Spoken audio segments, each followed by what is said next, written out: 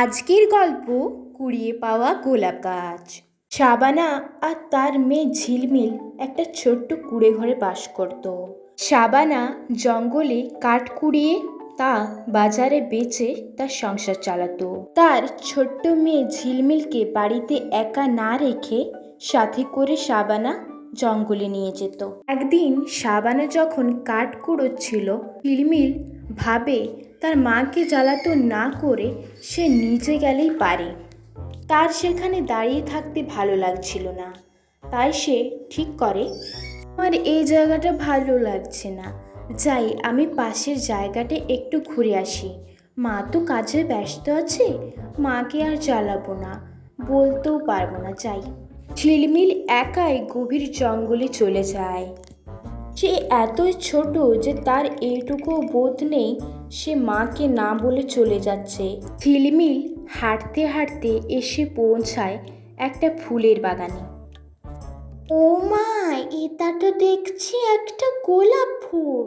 আমি তো সাদা, লাল, গোলাপি, হলুদ এত রকমের গোলাপ ফুল দেখেছি, কিন্তু কখনোই আমি কালো রঙের গোলাপ ফুল দেখিনি।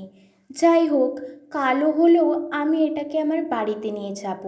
মাকে বলবো আমাদের উঠোনের পাশের জায়গাটায় এই গোলাপটা পুঁতে দিতে। তুমি চিন্তা করো না গোলাপ গাছ, আমি তোমার ঠিক মতো যত্ন নেব। প্রতিদিন আমি তোমার যত্ন নেব, দেখবে তুমি ঠিক হয়ে যাবে। ঝিলমিল ওই গোলাপ গাছটাকে হাতে তুলে নেয় এবং সেই গোলাপ গাছটি নিয়ে তার মায়ের কাছে চলে যায়।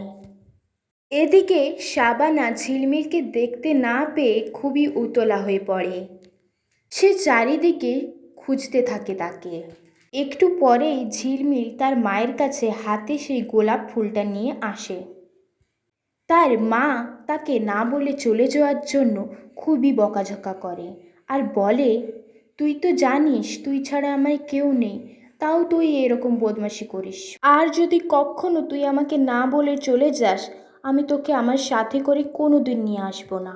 ঝিলমিল এবার তার মাকে গোলাপ গাছের কথাটা বলে। তার মাও রাজি হয়ে যায় গোলাপ গাছটা তাদের বাড়িতে লাগানোর জন্য। ঝিলমিল আর তার মা শাবানা বাড়িতে ফিরে যায়। বাড়ি ফিরে ঝিলমিল তাদের উঠোনের পাশে ওই গোলাপ গাছটিকে পুঁতে দেয়।